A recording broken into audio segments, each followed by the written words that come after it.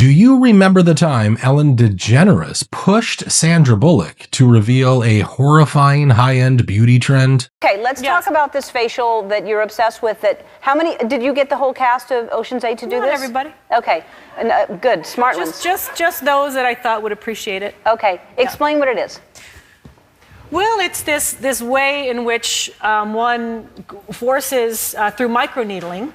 It's like a little roller with these, some of you, I think many of you know it, and it pushes through the skin and ruptures the collagen and then boosts it. You look like a burn victim for a day, but then it pushes the serum. What are you pushing into the skin, Sandra? Sarah? Carrie? What are you pushing into the skin? Well, you push in whatever the facialist would like to insert into your pores. But what is it? It is an extraction from a piece of skin that came from a young person far, far away, and they somehow figured out how to extract. It's foreskin from a Korean baby. That's what it is. Who comes up with this? I don't think. It's not like I'm lying there with little pieces all over my face. It's like.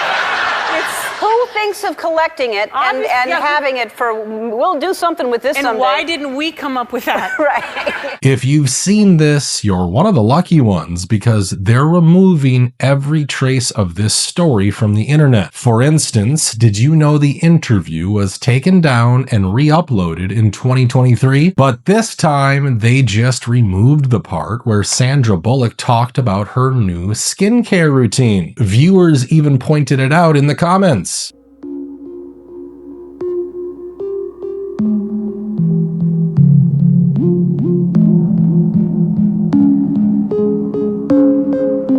It's almost like they don't want people digging too deeply into this. And they weren't the only ones. Around the same time, another A-list actress, Cate Blanchett, openly talked about getting a penis facial. You won't find it in her magazine because, according to Vice, it was removed almost instantly. Then, a parenting website called Babbel tried to find out where these foreskins were coming from. Their article discussed reports that hospitals in countries like South Korea are selling all this human tissue. Now, interestingly, Babbel was owned by Disney, and Disney shut down Babbel the same year they released the article about this industry. Now, people believe that cannot be a coincidence. They think soon the clips about this story will be silently removed from all websites because they don't want us to remember the names of billionaires who promoted this freaky industry. So this is one of Oprah's favorites. She says it's a miracle fountain of youth and her magic wrinkle cure. So I'm going to put a little on your hand. I'd do that. Oprah did. Yeah, Oprah did it. All right, so here, we're going to rub it right in. How come it's red? I'll show you in a sec, Steve. So this is made from growth hormones of human Look, the wrinkles has just disappeared. I can't even ball my hand up. But so it's made from human foreskin.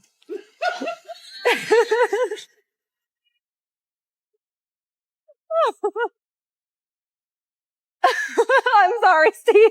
Moving on, let's talk about another wild story. Apple is introducing a new leasing program so you can just pretend to own your next MacBook or iPhone. It's called Apple Upgrade, and it's basically a subscription program, meaning you'll be making smaller monthly payments to rent your phone or your next MacBook. And here's the part they really don't want to admit. They're introducing this program because they're ready to drastically raise the prices of their products in the coming years, which means most people will not be able to afford them, and this kind of subscription will be their only option. It's pretty obvious they're getting us used to their version of the world, a world where you'll own nothing and be happy. But in this case, your happiness only lasts as long as you have money to subscribe. One failed payment and you might lose your phone for good. I just learned that there's people in Apple debt. That's horrible. Like, if too many of the apple.com/bill charges don't go through,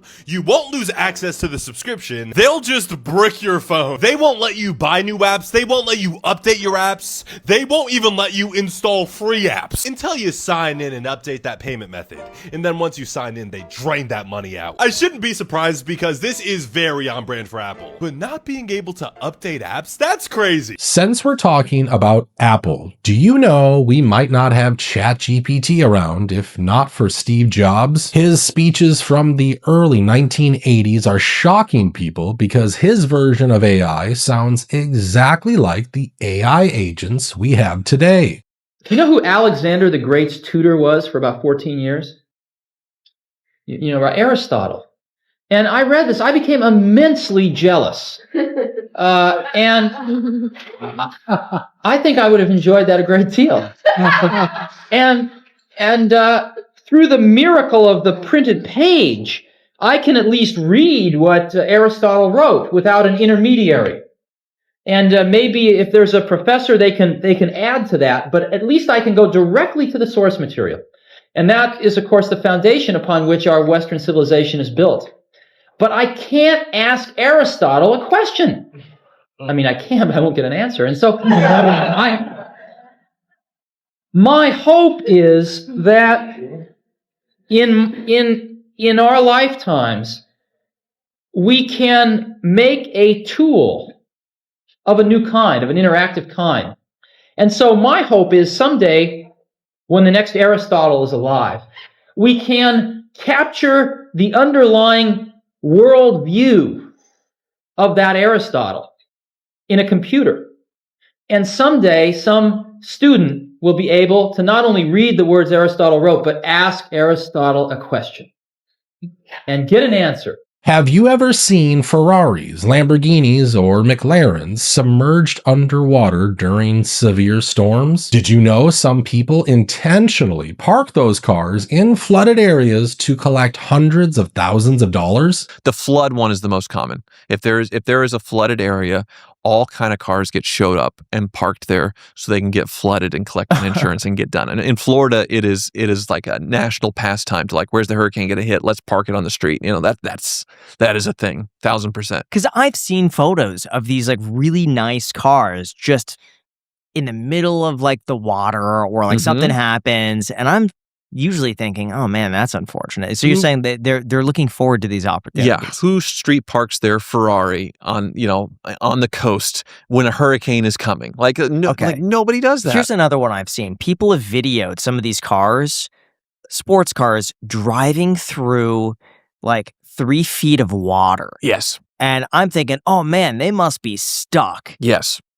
That could be insurance of like, hey, I don't realize how deep it is. Oh, it's 4 feet. The car is kind of ruined. I drive out of this thing. Oh, man. Yep. If you have a Ferrari SF90 that you paid $700,000 for and you got cap insurance or an agreed value insurance, and there's a flood somewhere and you're $300,000 upside down, you're going to do it. The most famous one is the Bugatti Veyron that went to the lake. It's like the original viral video. You remember seeing it where the guy said it was a seagull, and then he just happened to be getting filmed by people going, oh my God, that's a Bugatti Veyron. And it just splashes into the ocean. It's one of the most famous insurance frauds ever. And this guy went to jail briefly for it. Because he was just got a little tight on money and he just wanted to collect insurance on his Bugatti, and happened to be in Florida. I think that it was Galveston, Texas. It was still Florida adjacent, close enough. And this guy just splashed it in there. So it is rampant. It's also frustrating because insurance rates on cars are so high now. A guy just showed how you can make electricity from trash at home, and now people are worried for his safety. Let me show you what he just exposed. This is going to sound crazy, but hear me out. You could turn regular household waste like cardboard and paper and stuff like that into fuel pucks, and then turn that fuel into electricity and space heating and hot water, all from trash. First things first, you want to get like a paper shredder or something. Now look folks, this isn't rocket science. This is essentially on a small scale what your municipality does to make electricity, or at least some extra. Now you're going to wait until you have a decent amount of this stuff. It adds up quick because you don't realize it, but most of the stuff usually just ends up in your recycling. Once you have enough of it, you want to take a bucket of hot water, dump it all in there, and after it sits for a while, stir it up. This turns it into paper pulp. Now you dump that pulp out.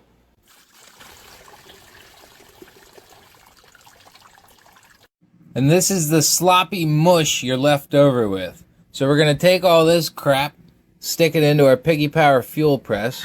Doesn't look like much, but guess what? It gets the job done. So, without further ado, I'll see if I can do this one-handed. Oh yeah, no shame, folks. No shame. You want to wring it out with your hands. Now look, I get it. It's not for everybody. But hey, being able to turn trash into fuel, pretty damn cool. Alright. You get the idea. Load this up. Now all you're going to do is take that, press out the water. Then you have a nice little puck. Ready? Not bad. There's a reason I make them small. They're less prone to mold and they dry a whole hell of a lot faster than some of those other things you get from China. So this thing, believe it or not, will burn for around an hour. 1 cube. Either you could use it as a fire starter or just fuel on its own once it's dry. Here's a whole bunch of other ones I've made. And they're solid. This is a dry one I made. I'm pressing on this thing. It's hard as a rock. Once it dries, it basically turns into a solid puck of paper. Like I split it a little bit, but I'm really pressing on it. Look at that. A little bit. Not bad though. T-Pain just saved himself $30 million. The rapper, singer, producer explains the benefit of purchasing an older used private jet instead of a brand new one. Do you want to know the craziest thing? This plane costs $200,000 less than the Koenigsegg. This plane costs less than one of my cars. Relatively, planes are cheap. Because when you think of planes, you're like, that's got to be $100 million. Now, let me tell you something. If I was trying to get a 2025 joint, then that's exactly the prices you think in planes are. That's exactly what it is. This is 2001. Now, 2025 of this plane is $30 million more than the 2001. But it is literally the exact same plane. They didn't change. The only thing they changed is like, there's USB-Cs instead of USBs. USB-A. The lights are daylight colored instead of tungsten. Like, everything's the same, bro. And they were trying to, like, sell me on a new joint. I'm like, well, what's the difference? And when they started telling me the difference, I'm like, nigga, I'm going pre-owned. I'm going pre-owned.